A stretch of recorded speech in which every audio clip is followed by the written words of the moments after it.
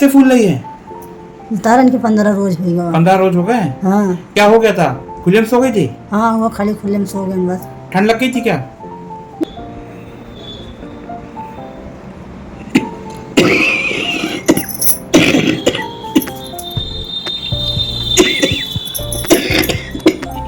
ये गले में खराब गया था। खांसी से बलगम नहीं निकलता है क्या? नहीं निकलता है बलगम। बलगम का रंग क्या है? बलगम का रंग क्या है? एकदम पीला छिपका है।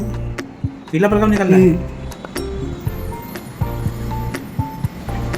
चलने से सांस फूलती कि कम होती है टहलने से? नहीं, टहलने से सांस फूलती है। फूलती है। बैठने से हाँ। आराम रहता है? ठीक, परेशान मत। बेटा जब आप आई थी तो आपकी सांस फूल रही थी? हैं? हाँ सांस फूल रही थी और अभी 10 मिनट हुए दवा दिए हुए। हाँ, आराम है डॉक्टर। कैसा लग रहा है? हाँ, बहुत आराम लग रहा है। हाँ? जोर से बोलो। हाँ, आराम लग रहा है। आराम लग रहा है? सांस फूल रही लेकिन उतनी नहीं फूल रही। हाँ हाँ, पहले तो नहीं, अब आराम है। हैं? पहले ज्यादा था। पहले ज्यादा फूल रहा था? हाँ। देखिए जरा पास में